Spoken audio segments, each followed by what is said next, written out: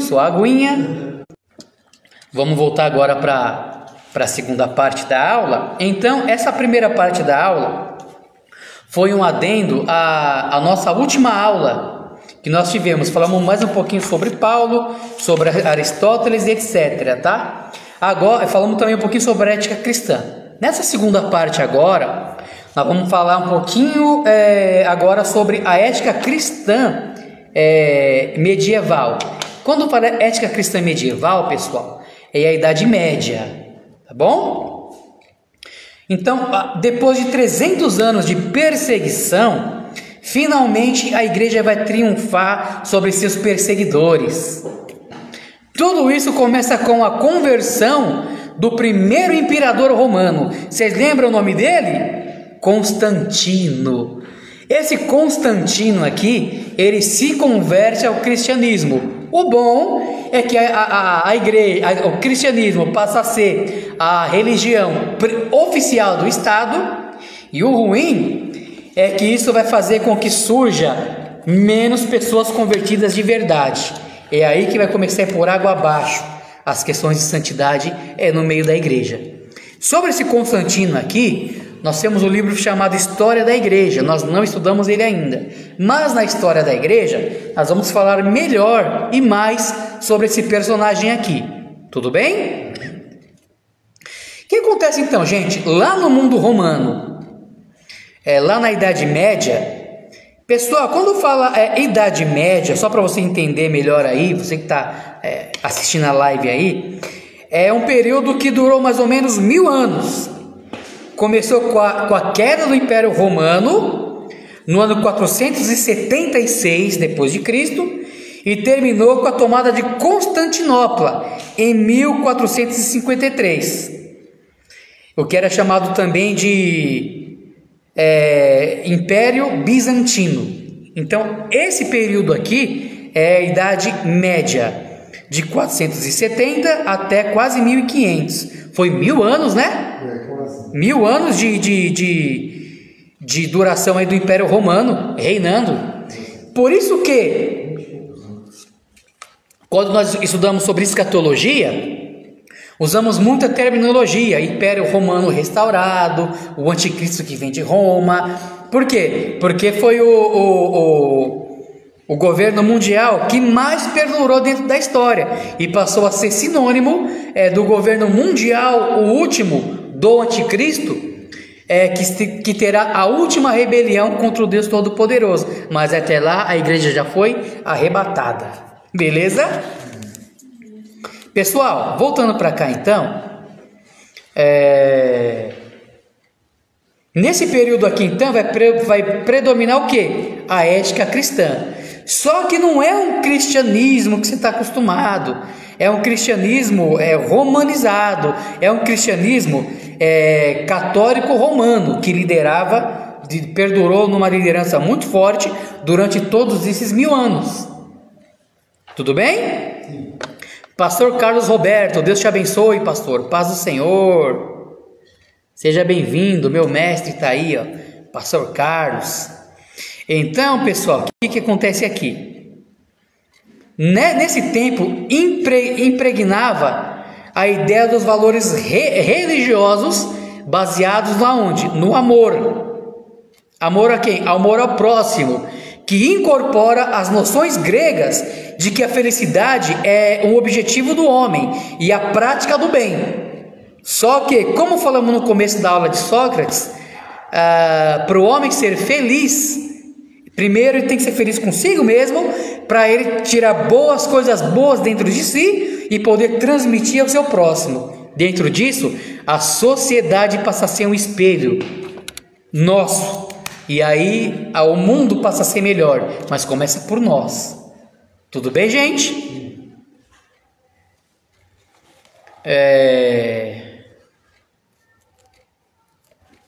E para os filósofos cristãos, a natureza humana tem um destino pré-determinado E Deus é o princípio da felicidade e da virtude. Vocês viram que até agora não se falou de Deus dentro da ética da filosofia? É agora que vão começar a falar de Deus, quando entra a época medieval, porque era a teologia cristã que predominava no mundo durante esses 1000 anos que percorreram. Começou bem, depois foi se degradando, até ficar ruim de tudo e haver ali a reforma protestante, né? Com Martinho Lutero se desligando do catolicismo. Aí começou bem, foi definhando. Hoje precisamos de uma reforma da reforma, porque o negócio está feio por aí, nas igrejas evangélicas. Está feio, está desonroso. E eu creio que os pais desses pastores aí, os que estão mortos, se estivessem vivos, teria vergonha do que essa cambada está fazendo com o evangelho por aí. Pois é, mas isso é um papo para uma outra discussão. Então, pessoal, os critérios do bem e do mal é vinculado à fé e à esperança da vida após a morte. Afinal de contas, diferente, por exemplo, lá dos estoicos e dos epicureus, que morreu, acabou, para os cristãos, a morte é só o passaporte para a vida além. E a vida além, ela vai depender não do que o homem fez aqui, mas da escolha que ele teve aqui. Se ele escolheu Cristo, as atitudes dele serão cristãs, então atitudes de salvo. Se ele não escolheu Cristo, embora possa ter escolhido a religião cristã, as atitudes dele serão más, porque ele não está em Cristo e não tem como ser salvo fora de Cristo. Você pode até fazer parte de uma igreja sem nascer de novo, mas para fazer parte do céu é só os que nasceram de novo, não tem para onde correr. Tudo bem, pessoal? Olha só, o antigo regime da escravidão, ele vai desaparecer nessa época aqui da medieval, que a igreja toma conta, e vai dar lugar para o quê? Para servidão, uns ajudando aos outros. Parece até que estamos chegando a um mundo quase que perfeito. Irmão Giseldo Gonçalves, a paz do Senhor, meu irmão. Deus te abençoe. E sobre essa base, pessoal, cristã que tem na Idade Média, vai se organizar um sistema de dependência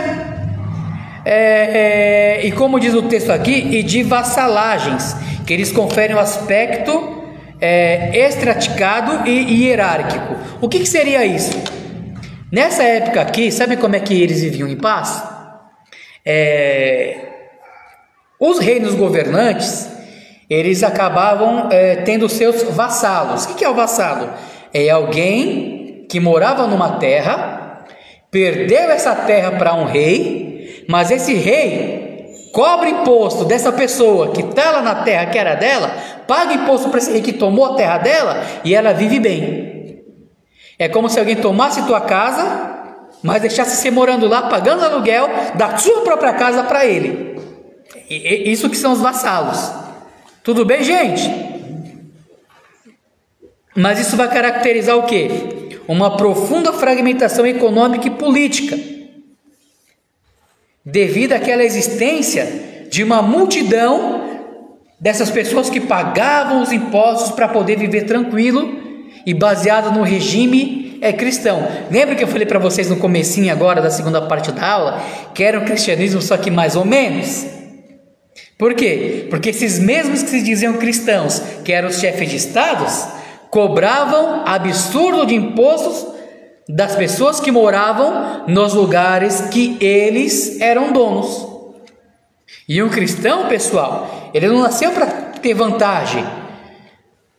O negócio dele é empatar, é ficar por igual. Isso é o cristianismo. Ninguém leva vantagem sobre ninguém. Tudo bem, gente? Agora, continuando aqui, naquela sociedade da medieval, do cristianismo, dos vassalos e tudo mais,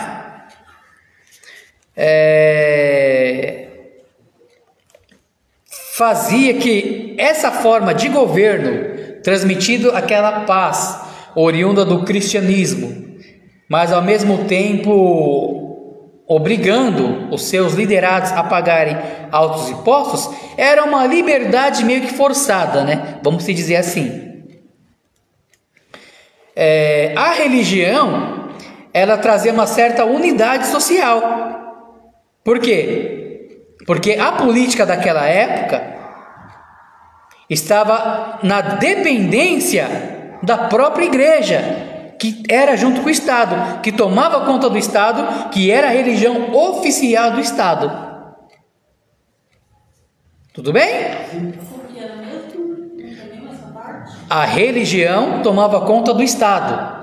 Por isso o Estado transmitia uma espécie de paz aos povos, aos liderados. Essa religião baseada no cristianismo católico daquela época de Constantino.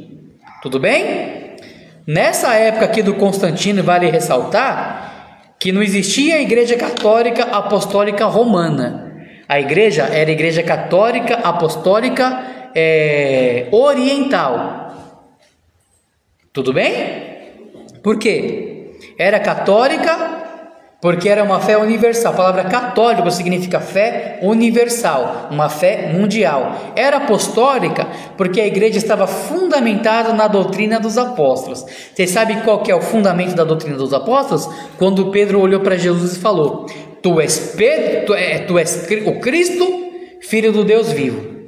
Aquela palavra de Pedro, usada pelo Espírito Santo, é o fundamento da igreja. Porque Jesus falou: Eu te digo que tu és Pedro, e sobre essa pedra edificarei a minha igreja, e as portas do inferno não prevalecerão contra ela. O que significa tudo isso? A igreja está fundamentada em quem? Na revelação que Pedro teve. Quem deu a revelação que Pedro teve? O próprio Cristo. A igreja está fundamentada em Cristo. Aí, traduzindo aqui, Jesus falou assim para Pedro: e tu és Pedro. Resumindo, tu és um pedacinho de pedra. O próprio Pedro não falou que todos nós somos pedras no edifício de Deus? E tu és Pedro, um pedacinho de pedra. E sobre esta pedra, não Pedro, mas a revelação de Pedro, que é o próprio Cristo, a rocha inabalável, edificarei a minha igreja. Por que Jesus disse edificarei? Futuro, porque a igreja com Pedro ali não existia. A igreja só vai nascer em Atos capítulo 2. Eu vou falar um pouquinho uma coisa aqui agora que se confunde muito, tá, gente? Olha só, os 4 evangelhos trazem a oferta do reino, a oferta da salvação, mas principalmente a oferta do reino messiânico, porque Jesus ele está tratando com o povo judeu. O povo judeu esperava o reino messiânico, o Messias vir derrotar os inimigos, assentar no trono de Davi e ter paz em Jerusalém e possuírem a terra prometida. Esse era o reino esperado pelos judeus. Vocês entenderam? A igreja não traz a mensagem do reino. A igreja traz a mensagem do evangelho da graça, salvação de vida eterna, arrebatamento, morada celestial. Embora a igreja tenha em si algumas características do reino, a igreja não é o reino. O reino é um período histórico que vai acontecer, onde Jesus vai reinar para cumprir as promessas para Israel. A igreja não é o reino. Embora na igreja tenha as características espirituais do reino. Lembra quando Jesus falou para Nicodemos? Quem não nascer de novo não pode ver o reino de Deus. Quem não nascer de novo não pode entrar no reino de Deus. Jesus não está pregando para Nicodemos o evangelho da graça, batismo no Espírito Santo, dom espiritual e arrebatamento. Jesus está pregando para Nicodemos o reino literal, porque primeiro Jesus veio trazer o reino a Israel, para Israel rejeitar o reino, Deus parar de tratar com Israel, começar a era da igreja, que não é o reino, a igreja não é o reino, embora a igreja tenha características espirituais do reino. Aí, após o evangelho de Cristo ser pregado a todo mundo, onde judeus e gentios formam a igreja, quando a igreja for arrebatada, Deus volta a tratar com o reino Israel. Porque Jesus falou assim, ó, na última rejeição de Israel ao reino, Jesus falou assim, ó: vocês não me verão mais, até que vocês digam, bendito o que vem em nome do Senhor. Isso aqui é tão claro. Jesus Cristo, depois de ressuscitado, lá em Atos 1, qual foi a pergunta dos discípulos? Quando restaurará o reino? Ou seja, eles acreditavam e só queriam saber do reino restaurado de Israel, o reino do trono de Davi. Jesus falou o que para eles? Não compete a vocês saber dias e estações, mas vocês vão pregar. Por quê? Ia começar uma nova era, que nem os discípulos estavam entendendo, que a era que vai da rejeição do reino, do período que Israel rejeita o reino, até o período que eles vão clamar pelo reino. Dentro disso é a era da igreja, onde não está revelado no Antigo Testamento, só é revelado no Novo Testamento, que com a rejeição de Israel para com o reino não foi passado a outro povo. A promessa do reino é para eles, mas o rei do reino é recebido por todos que quiserem. Aí é pregado o evangelho da graça, o evangelho de Cristo, o evangelho do mistério que não conhecia no Antigo Testamento, que é judeu e gentil fazendo parte do mesmo corpo. A pregação do reino do Messias nunca pregou isso, judeu e gentil fazendo parte do mesmo corpo. O evangelho do reino pregava gentios sendo abençoados por causa do reino e de Israel, e do rei que é Jesus.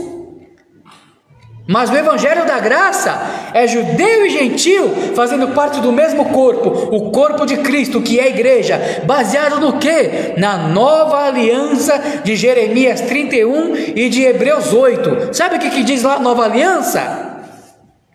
Deus falou que faria uma nova aliança com Israel, que não seria mais buscar ele por causa da lei de Moisés, e nem por causa dos animais mortos ali para cobrir pecado. A nova aliança seria no próprio sangue do testador, e esse testador é Cristo. Por isso que lá na última Páscoa e primeira ceia, que nós tanto ouvimos e pregamos e falamos todo o culto de ceia, este é meu corpo, dado por vós. E vai falar que o sangue, esse é meu sangue derramado, o sangue da nova aliança. Que nova aliança é essa? A aliança lá de Jeremias, citada também aos Hebreus. Então, embora Israel não toma posse das promessas, porque eles não acreditam que Jesus é o Salvador hoje, então não toma posse da aliança, nós, os gentios, somos abençoados pela promessa da aliança. A promessa não passa para nós, mas as bênçãos da promessa passam. Isso começou quando? Lá em Pentecoste, quando o Espírito Santo desceu e começaram a falar novas línguas. E aí os judeus atônicos, o que isso significa? Pedro vai dizer: calma, varões, eles não estão embriagados como vocês estão pensando, mas o que está acontecendo aqui é o que foi dito pelo profeta Joel. Se for o que o Joel falou, o que o Joel falou? Que nos últimos dias o Espírito Santo seria derramado a toda a carne, e os vossos velhos, vossos filhos, até os servos e servas teriam visões. É isso. Então, lá em Pentecoste, para alguns há um cumprimento parcial da profecia de Joel, para outros não há um cumprimento parcial, mas o que está acontecendo em Atos é parecido com aquilo que o Joel falou que vai acontecer no milênio. Joel falou que o Espírito Santo seria derramado sobre toda a carne, sim ou não? Em Atos 2, não é derramado sobre toda a carne, mas é derramado sobre a igreja. Então é semelhante, não é igual, mas é semelhante. E Joel vai dizer que os filhos, as filhas, os jovens profetizariam e teriam visões, até os servos e servas, sim ou não? Semelhante. Quando o Espírito Santo habita na igreja, nós temos os dons espirituais. Então é semelhante, mas não igual, porque não é prometido aos israelitas dons espirituais como nós temos. Mas semelhante a eles, nós também temos dons espirituais. E semelhante a eles, nós também temos a presença permanente do Espírito Santo, igual eles vão receber lá no período depois da tribulação, quando crê que Jesus é o Messias, e Jesus vier derrotar os inimigos, inaugurar seu reino, e cumprir Ezequiel 36 e 37, eles serem habitados pelo Espírito Santo, e toda a humanidade ter o Espírito Santo também. Entenderam aqui, pessoal? Então, o que Jesus está falando aqui para Nicodemos, no capítulo 3 de João, sobre nascer da água e do Espírito, sobre nascer de novo para entrar no reino, é porque, para entrar no reino mesmo, o reino propriamente dito messiânico, tinha que nascer de novo. Foi isso que Jesus pregou, desde o seu primeiro sermão até seu último sermão, que é Mateus 23. Jesus começa pregando: é chegado o reino de Deus, está perto o reino de Deus, o reino de Deus está entre vós. Sabe como Jesus terminou a pregação? Esse reino vos será tirado e será dado a outro povo. Sabe quem é esse outro povo? Os judeus que vão crer que Cristo é o Messias na tribulação, porque o reino não foi dado para a igreja. O reino de Deus é o reino que vem de Deus para o Messias governar o mundo e o mundo ter paz. Esse é o reino de Deus em última instância. Tudo bem? E em suas várias facetas, o reino de Deus também fala na questão da eternidade, quando tudo e todos estaremos em Deus. Mas no caso aqui específico, não é sobre esse reino na eternidade, é o reino messiânico mesmo, lá que vai acontecer em Israel. Então os evangelhos, Jesus traz a oferta do reino do Messias a Israel, Israel rejeita, aí ele para de trazer a oferta do reino messiânico para Israel e começa a trazer a oferta do reino espiritual para os judeus e para os gentios, para quando se cumprir esse período, que é o período da igreja aqui na terra, a igreja seja arrebatada e ele volte à oferta do reino messiânico aos judeus do período tribulacional. Mateus 24:14. Então será pregado o evangelho do reino, o mesmo reino que ele falou para Nicodemos em João 3. E então virá o fim. Vocês entenderam aqui, pessoal? A diferença do reino para Israel, para a igreja reinando com Cristo no mundo espiritual, na Nova Jerusalém, no arrebatamento, etc. Oi. Que é o reino para Israel. E o reino para Reino físico para Israel, e o reino glorificação, ressurreição de mortos e Nova Jerusalém e arrebatamento para a igreja. Se um judeu aceita Cristo hoje, ele vira igreja. Só que isso não joga por terra a promessa do reino literal para eles, porque quando eles forem glorificados e estiverem com Cristo na Nova Jerusalém, que descerá para o milênio, eles também reinarão no período milenar. Então, o judeu passa a ter duas promessas quando ele aceita Cristo: o reino espiritual e o reino físico literal do Messias. Eita coisa boa! Ou seja, esse reino de Deus, ele tem várias facetas e tem vários estágios. Então, o estágio do reino para a igreja é diferente desse reino proposto nos evangelhos para Israel. Tudo bem, gente? Aí, em Mateus capítulo 13, Jesus ele vai ensinar como é que seria o período que ele estaria tratando com gentios e judeus, desde a rejeição de Israel ao seu Messias, até o momento que ele vai tratar com Israel. Esse período de tempo, esse parênteses, que é a era da igreja, vai estar nas parábolas de Mateus capítulo 13, porque Jesus falou assim: olha, eles vão me rejeitar, eles não vão me querer como rei, e não vão querer meu reino, Posto isso, eu vou chamar entre gentios e judeus um mistério que não foi revelado no Antigo Testamento, e eu vou inaugurar a minha igreja. E no período da igreja vai acontecer exatamente desse jeito aqui, que está nas parábolas de Mateus 13. Vocês entenderam? Jesus passou a ensinar aqueles judeus remanescentes, os primeiros convertidos do judaísmo, que são os apóstolos. Eles vão ensinar para eles como é que seria o período da era da igreja, que começaria com eles, se espalharia entre os gentios a partir de Atos 2 até o arrebatamento da igreja. Então está nas parábolas de Mateus 13.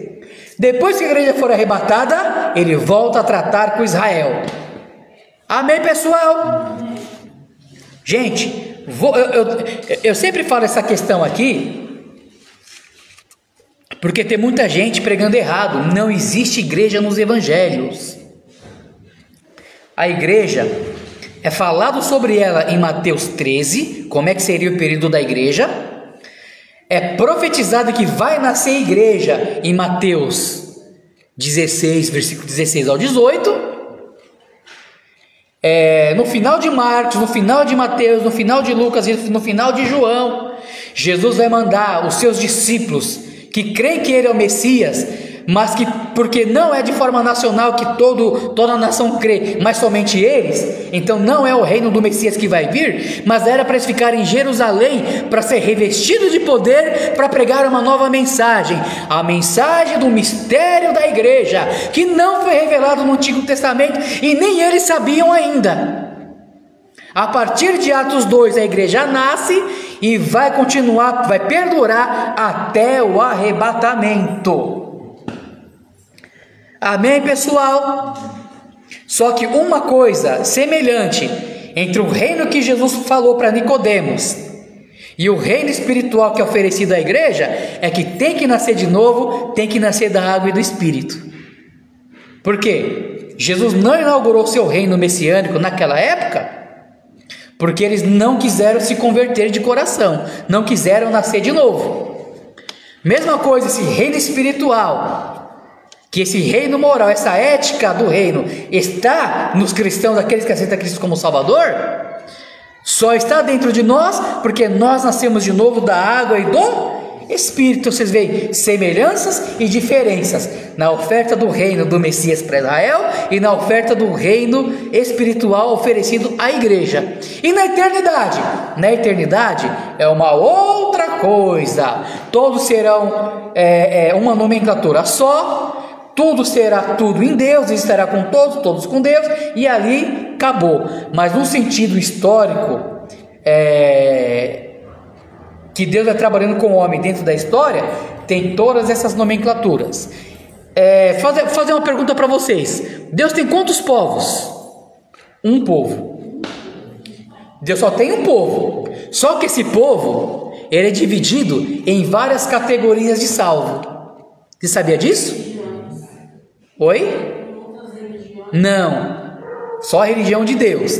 Porque o que acontece? Irmão José Márcio, irmão Gabriel, irmão Giseldo, pastor Carlos, Deus teve os salvos do período patriarcal, sim ou não? Adão, Eva, Abel, Sem, Sete, etc. Enoque, tudo bem? É povo de Deus, não é? Mas é uma categoria. Os salvos da época patriarcal. Depois a gente vai ter os salvos da época de Israel. Vem Abraão, pai de uma grande nação, a circuncisão, a partir dali passa a ter o povo eleito por Deus, o povo escolhido de Deus, que é o povo de Israel. É povo de Deus também, não é? Mas não é os patriarcas, então já é uma outra categoria, e não tem problema nenhum com isso, gente. Depois de Israel, qual é uma terceira categoria de povo salvo? Os não israelitas, que se converte à religião judaica, são chamados de prosélito. É uma terceira categoria de salvo. Não é Israel, mas crê no Deus de Israel. Vocês entenderam?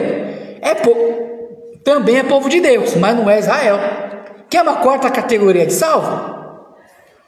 Os gentios, que não é Israel, não adere à religião judaica, mas crê em Deus. Você quer ver quem? Naamã, Nabucodonosor, Raabe. Vocês estão entendendo? Não era um judeu, não se converteram à religião judaica. Aliás, Raabe sim, porque morou com os israelitas, né? Raabe tira fora. Não se converteu à religião judaica, mas creram que Deus é Senhor e Salvador. Então você vê uma quarta categoria de salvo, mas é povo de Deus. Quer ver uma quinta categoria? A igreja do Novo Testamento. Através da nova aliança de Jeremias e Hebreus 8, essa nova aliança no sangue do Messias, no sangue de Cristo, a nova aliança que Deus estaria colocando, substituindo a de Moisés, gentios e judeus passam a ser povo de Deus também. Que povo é esse? A igreja. Você quer ver uma sexta categoria de salvo? A igreja arrebatada, sim ou não? Tem a grande tribulação, não vai ter salvação aqui? Tem os 144 mil selados, 12 mil de cada tribo de Israel, que vai pregar o evangelho. Tem as duas testemunhas, que vão pregar o reino, vão pregar a palavra do Senhor. Quando eu falo evangelho na tribulação, é o evangelho do reino, tá? Não é evangelho da graça, o da graça já foi. Vai ter também os anjos pregando do céu, ou as nuvens serão usadas como púlpito dos anjos. Arrependei-vos, porque o Senhor está aí, basta um ai. Ou seja, também não são povo de Deus, mas nem é igreja, nem é israelita, nem é patriarca, nem é prosélito, nem é gentil que crê no Deus monoteísta, mas é os salvos do período tribulacional, e é o povo de Deus. Dentro disso vai ter o quê? Os que vão morrer martirizados pelo anticristo, tanto judeus como gentios, que vão crer na mensagem pregada, como os que vão entrar vivos, lá no julgamento de Mateus 25, vão entrar vivos para o reino literal do Messias, que já vem com a igreja que foi arrebatada, os santos do Antigo Testamento que ressuscitaram, glorificaram, os mártires da tribulação que ressuscitaram e glorificaram, e todos juntos vêm com o Senhor para reinar aqui os 1000 anos na terra. Quer ver mais uma categoria de salvo? É a 7ª ou 8ª agora? Creio que é a 8ª.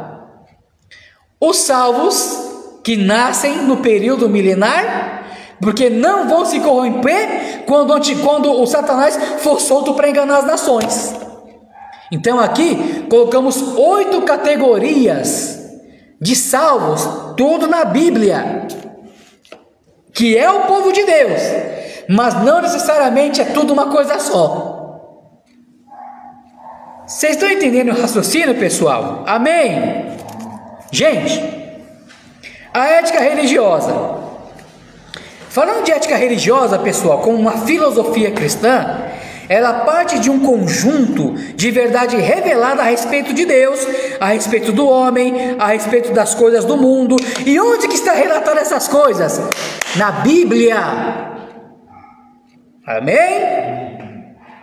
Então Deus é o criador do mundo, Deus é o criador do homem. Ele é concebido como um ser pessoal, bom, que conhece tudo, tem todo o poder e dá o caminho para o homem andar bem com o próximo e com Deus também.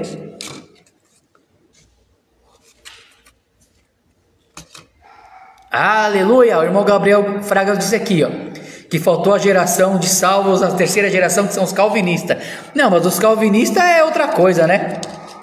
O sínodo de Dort colocou que o arminianismo é heresia. Então, embora eles digam que não, um calvinismo que se preza, ele vai dizer que nós somos hereges. Se nós somos hereges, então não somos salvos, só os calvinistas é salvo. Mas ainda bem que a salvação é pela graça, né? A salvação é pela fé em Cristo Jesus, através da graça de Deus. Não é por corrente teológica e nem por teoria de doutrina. Graças a Deus por isso. Voltando para cá, Gabrielzão. Deus, ele vai exigir do homem obediência e sujeição à sua palavra e aos seus mandamentos.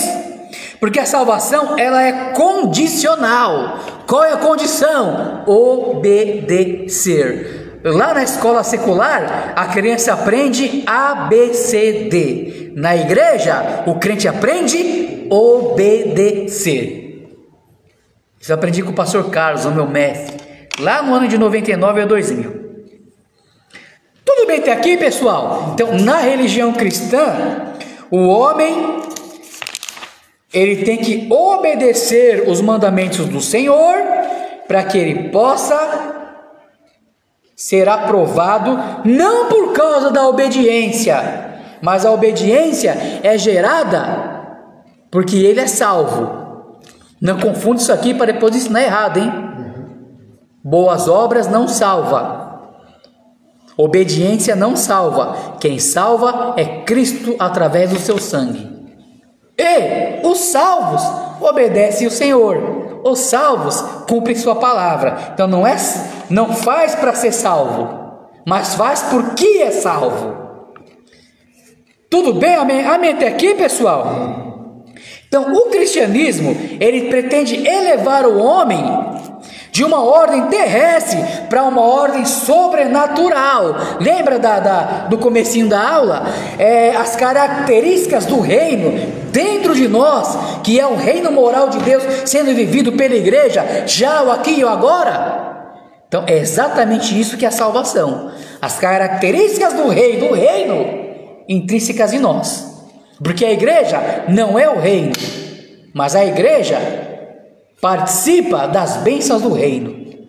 Ela tem as características, não do reino, mas as características do rei do reino, que é Jesus Cristo, através do Espírito Santo.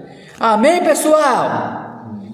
Então, o que o cristianismo ensina? Para ser feliz, o homem tem que aceitar Cristo como Salvador, ser a habitação do Espírito Santo e viver a palavra de Deus na íntegra. Isso é o que vai ensinar o cristianismo. Tudo bem, pessoal?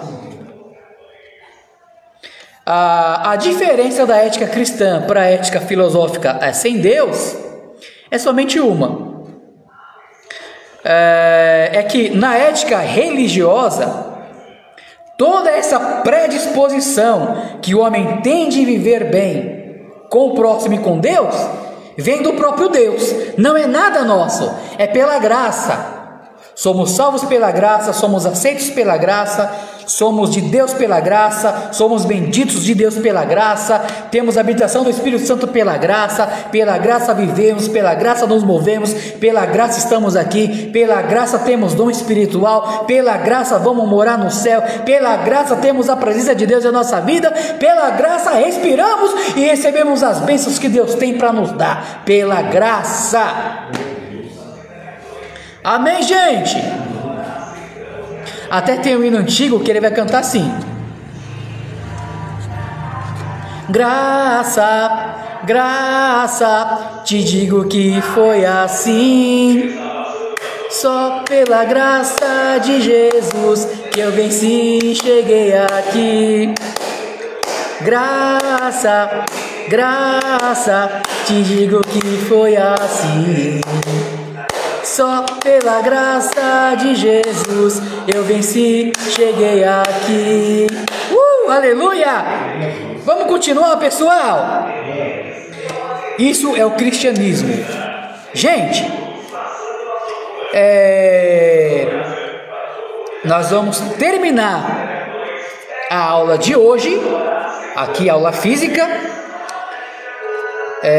Eu vou fazer mais 2 videoaulas para a gente terminar essa lição de número 1, para que na próxima segunda-feira nós entremos na lição de número 2.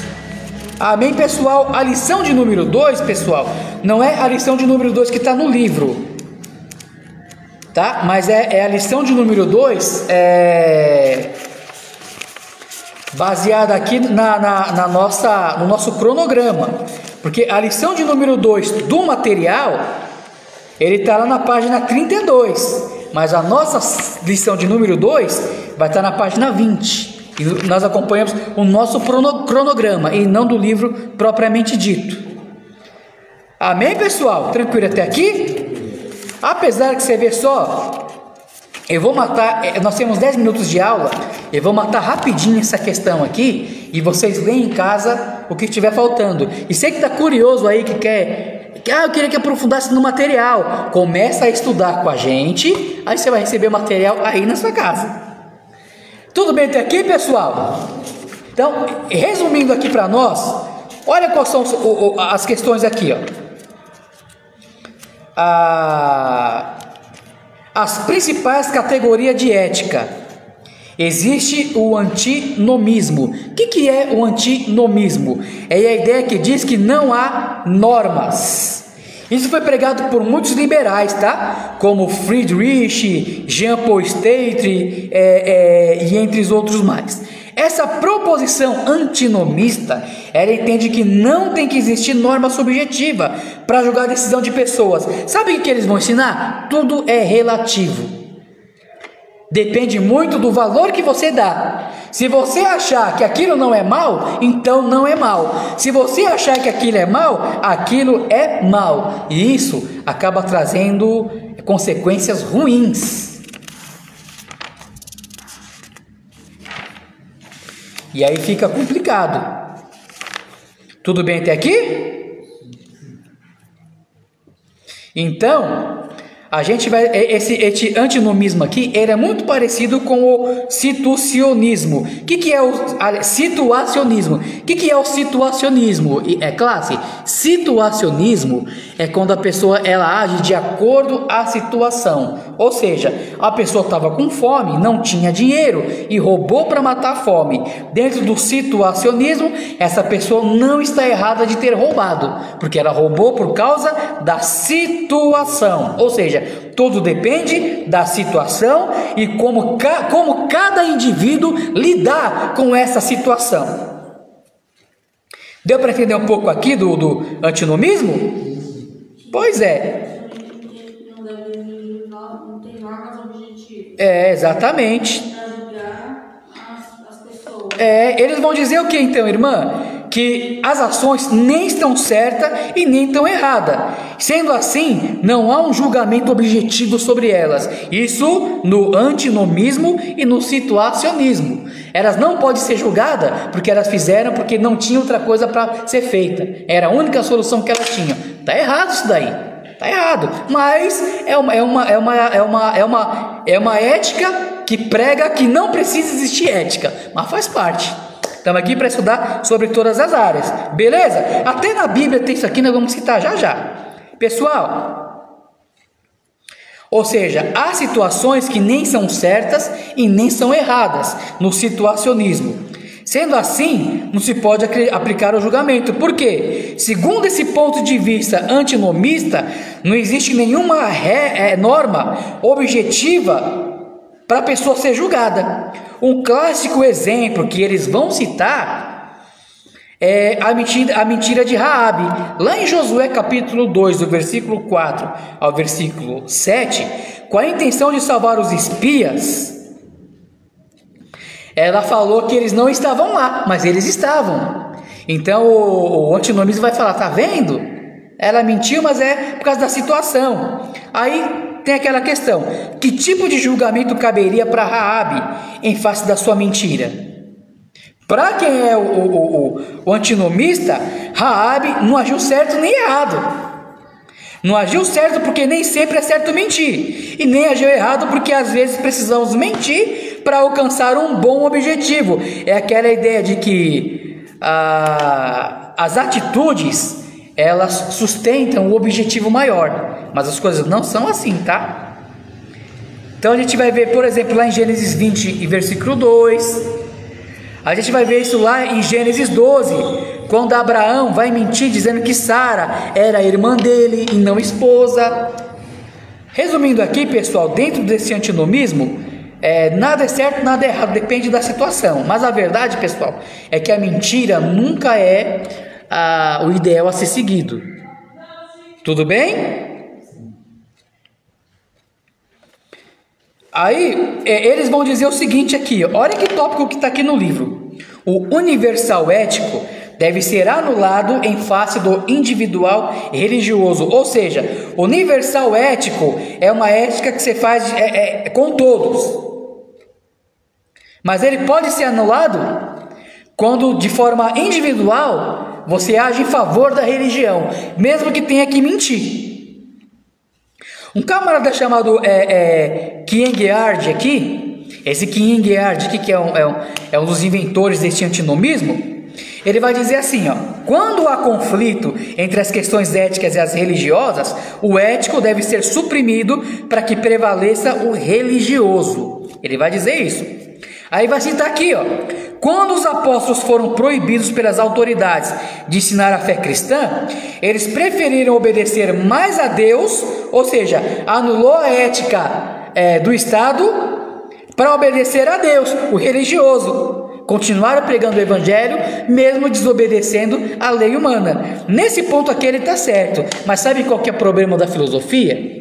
Sabe qual é o problema dos enganadores que tem por aí? Eles trazem algo certo misturado com um monte de algo errado.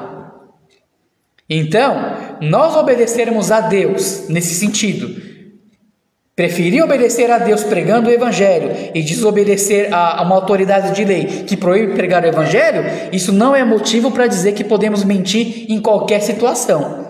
Nesse caso aqui não tem nem mentira, é só uma desobediência em algo que fere as leis de Deus. Daniel, o rei mandou se dobrar, quando a estátua viesse lá, se dobrar e adorar. Ele se dobrou? Em tudo ele obedecia ao rei, menos quando a ordem do rei feria a vontade de Deus. Assim temos que ser nós, em todas as nossas coisas. Amém, pessoal? Então essa ideia aqui do antinomismo era mais ou menos o que acontecia na época de Juízes. Se a gente ler Gênesis 18, Juízes 11:39, vai dizer que cada um vivia conforme lhe parecia bem. A ideia de antinomismo, porque não tinha uma regra pré-estabelecida entre eles. Tudo bem? Então, esse Kierkegaard aqui, ele argumentava que o individual religioso está acima do universal e ético, mostrando, por exemplo, ele conhecia a Bíblia, hein? Mostrando a decisão de Abraão de matar seu filho Isaque em obediência a Deus. Lá no relato de Gênesis 22, ele vai falar, tá vendo? Abraão preferiu não cumprir a ética do governo, mas cumprir a vontade de Deus, que era matar o filho. Mas Deus não estava exigindo o filho de Isaque. Deus é contra sacrifícios humanos, mas era algo que se fazia na época aos deuses. Então Deus usou de um artifício que Abraão estava acostumado na Mesopotâmia, matar os filhos para a divindade. Então não era nada algo novo para Abraão. Para nós isso é muito estranho, porque nós não vivemos naquela época, mas para eles era normal. Então Deus está se valendo de uma cultura de época, não que Deus aceitasse, mas os deuses pagãos exigiam isso. As pessoas faziam isso para os deuses pagãos. Então Deus só usou de algo que era normal na época. E Abraão, em obediência a Deus, ele foi fazer. Tudo bem até aqui, pessoal? Tranquilo? Vamos encerrar a aula de hoje então. E nós terminamos esta aula via online, para a semana que vem entrarmos na nossa próxima lição. no material didático aqui, a ética formal, a ética legalista. Aqui, pessoal, na próxima semana nós vamos falar quando a religião faz mal. Quando a prática religiosa, ela fica em primeiro lugar acima do amor. Aí é complicado. Por exemplo, eu já passei por situação de vir do trabalho correndo e ser o pregador da noite, mas porque eu vim do trabalho não poder pregar porque eu não estava com meu terno. Ou seja, não deixaram Deus falar através de mim porque eu não estava de terno e gravata. Ainda eu que fui errado porque eu não levei na mochila a minha roupa de pregação. E isso é quando a religião legalista sucumbe ao amor. Mas isso vai ficar para a próxima aula. Deus abençoe vocês em nome de Jesus. Vamos orar. E próxima segunda nós temos aula aqui na sala de aula. Mas no decorrer da semana temos aulas esporádicas até terminar a lição que estamos aqui. Deus abençoe vocês em nome de Jesus.